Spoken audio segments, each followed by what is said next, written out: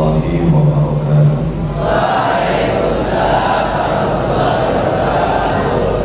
Ya bina Allah Ta'ala. Bismillahirrahmanirrahim. Alhamdulillahi hamdan. Yuwafi ni'amahu wa yubafi mazidah. Ya Rabbana lakal hamdu wa lakal syukru kama yanbaghi jalali wajhika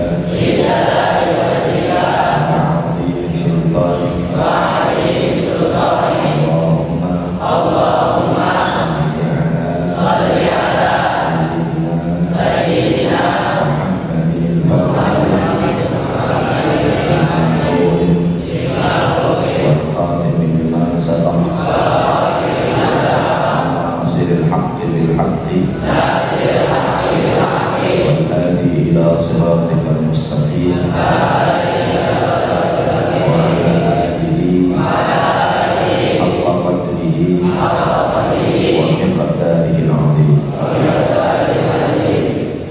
Amma ba'du, assalamualaikum warahmatullahi wabarakatuh.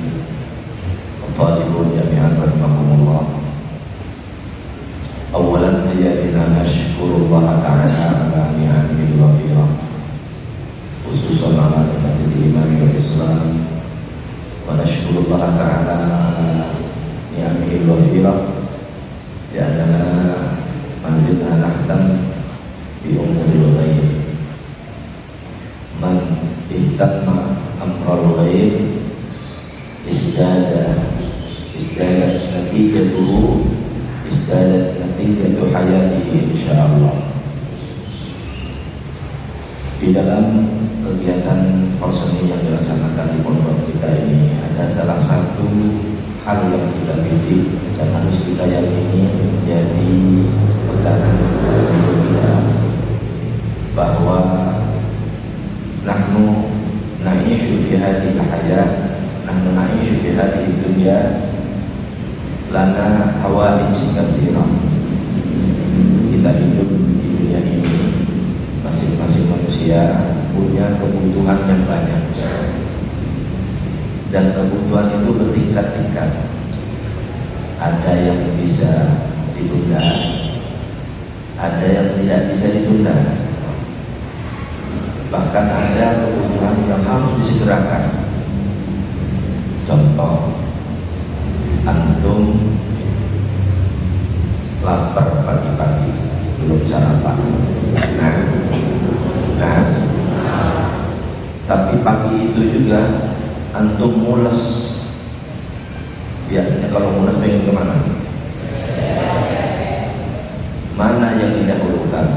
Memenuhi kebutuhan lapar atau memenuhi kebutuhan mesin?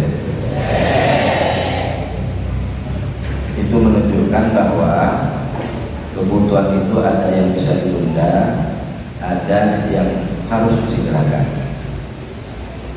Pada masa muda seperti antum sekarang ini,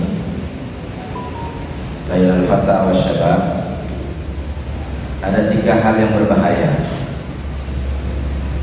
Inna syababa wal faragha wal jidata mafsadatun ayyu mafsadatin. Ada yang bilang ayyu mafsadatin. 3 perkara kalau berkumpul pada satu manusia atau pada satu pemuda, ini sangat berbahaya kalau tidak ada arahan. Pertama, inna syababa. Apa syabab? Muda, masa muda ya. Wal faragha, kosong, sudah selesai melaksanakan ujian, waktunya kosong. Al jidata, adanya duit, adanya fasilitas, adanya kekayaan. Ini kalau tidak diisi dengan kegiatan-kegiatan yang bermanfaat, maka sangat amat berbahaya. Baik.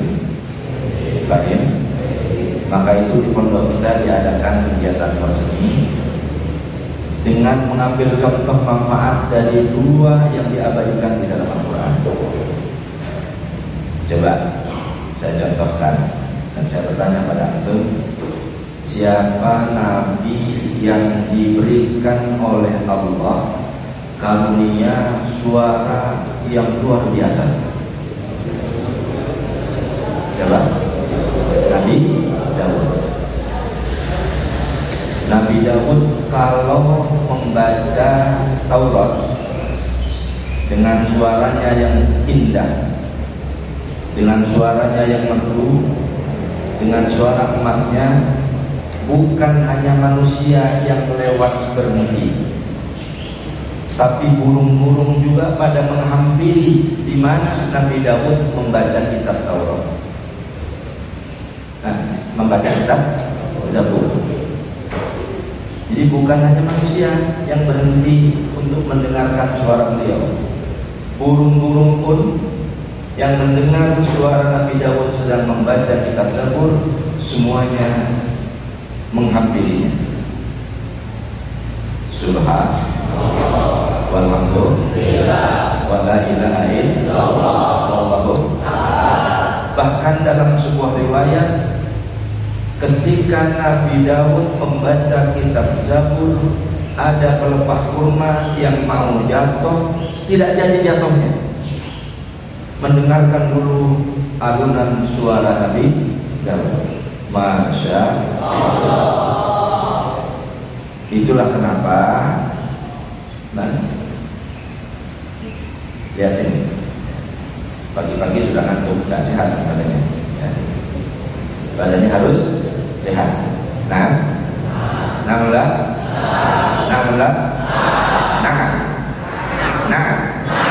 yes. Kalau bilang yes itu, kalau matanya ke atas itu yes.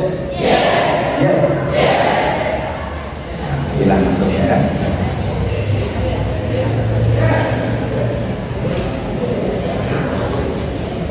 Dari apa yang dialami oleh Nabi Daud diabadikan di dalam Al-Quran, ditafsirkan oleh para penafsir tentang betapa indahnya suara Nabi Daud. Maka Kanjeng Nabi pernah mengutus seorang sahabat yang bernama Mus'ab bin Umair. Siapa namanya? Mus'ab. Shad Ain Ba. Mus'ab. Kanjeng Nabi mengutus seorang sahabat Mus'ab bin Umair. Sebelum beliau berhijrah ke Madinah, Mus'ab bin Umair diutus ke Madinah. Waktu itu Madinah belum bernama Madinah, masih Yasrib. Dia mengajarkan Al-Quran dengan suaranya yang merdu. Maka banyak sekali orang-orang Madinah sebelum Kanjeng Nabi hijrah sudah masuk Islam, berkah dari indah dan merdunya suara Mus'ab bin Subhanallah walhamdulillah wala ilaha illallah wallahu akbar. Secara naluri, kalau ada yang adzan di masjid ini dengan suaranya yang indah dibandingkan dengan suara seorang yang sudah usia 70 tahun, giginya sudah rompol semua, adzan sholat subuh, ayat sholat, kira-kira enak yang mana? Yang merdu atau yang paduan saja? Yang merdu. Ini pernah dialami pada zaman Khalifah Umar bin Khattab. Sampai Umar bin Khattab bertemu dengan Kanjeng Nabi dalam mimpinya. Kanjeng Nabi bertanya kepada Umar, "Ma hadzal jafa? Ma hadzal jafa?" Ya bapalah. Ma hadzal jafa? Kenapa ini kering? Kok orang-orang yang datang ke masjid sedikit sekali? Bangun oleh Pak Umar dari tidur, kemudian ingat bahwa dulu pada zaman Rasulullah yang azan adalah Bilal bin Rabah. Maka dia undang Bilal untuk datang kembali. Begitu Bilal yang azan di Masjid Nabawi, maka banyak berlomba-lomba orang yang datang ke tempat Masjid Nabawi untuk melaksanakan sholat berjamaah.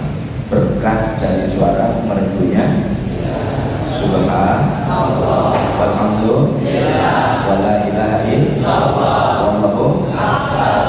Ayo bangkit. Antum yang punya bakat suara, silakan.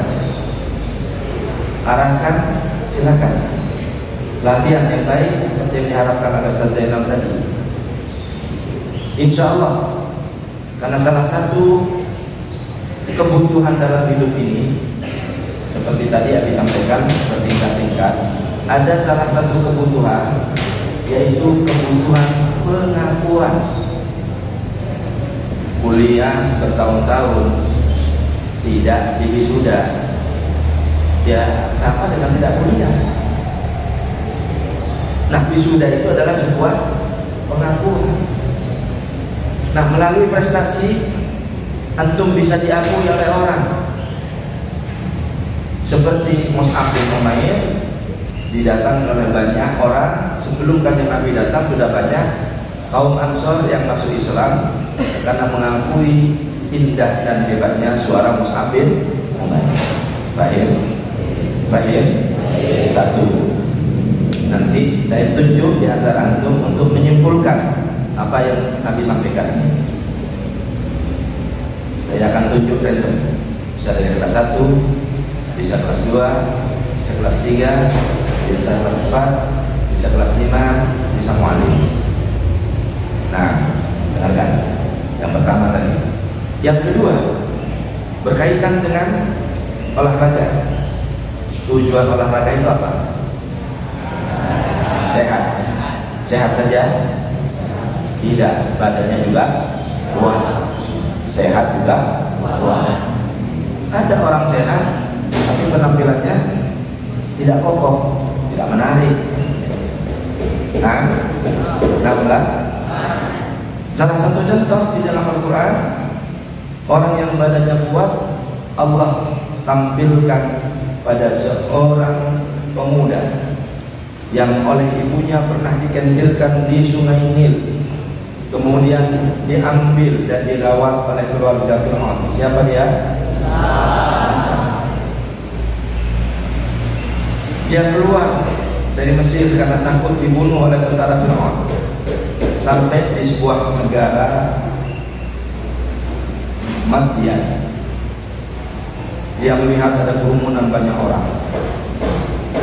Di sebelah sana ada 2 gadis yang sedang nunggu di bawah pohon, dihampiri oleh pemuda Musa. Kenapa kalian nunggu berdua di sini? Kami ingin ngambil air, tapi banyak orang laki-laki yang antri, maka kami malu. Nanti kalau mereka sudah selesai, kami baru akan ngambil air dari sumur itu. Biasanya kami pulang ke rumah sampai Isya. Sumurnya memang hanya 1. Iya, sumber tadinya waktu kami kecil ada 2, tapi yang 1 sekarang tertutup oleh batu dari atas gunung. Itu sumbernya yang tertutup. Batu yang menutup sumur itu segede mobil carry, sebesar mobil carry. Kira-kira berat atau ringan? Berat atau ringan? Oleh Nabi Musa dihampiri, batu sebesar itu diangkat, kemudian menggeser batu itu sehingga Musa bisa mudah mengambil air untuk 2 gadis tadi. Menurut antum, fisiknya Nabi Musa kuat atau lemah? Kuat atau lemah? Makanya yang dipilih oleh Nabi Syuaib menjadi menantunya adalah Al-Qawi Al-Amin, seorang manusia yang punya badan kuat juga bisa dipercaya. Baik itu kesimpulan dari Abi bahwa santri MU bisa.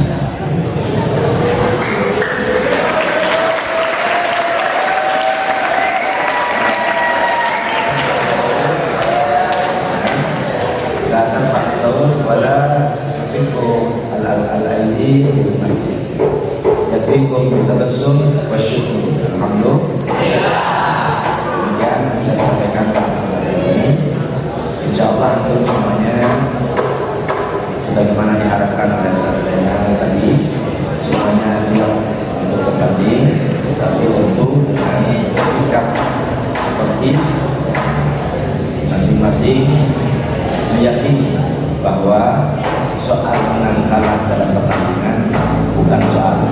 Yang penting ikhtiar kita sudah lakukan dengan maksimal. Tambah.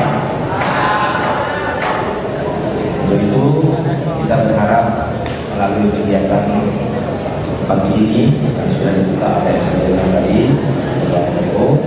mari kita berharap kepada Allah Subhanahu Wa Taala agar kita semuanya bisa menjadi manusia-manusia yang berprestasi dalam bentuk kepositifan. Ala hati dunia, al-fatihah.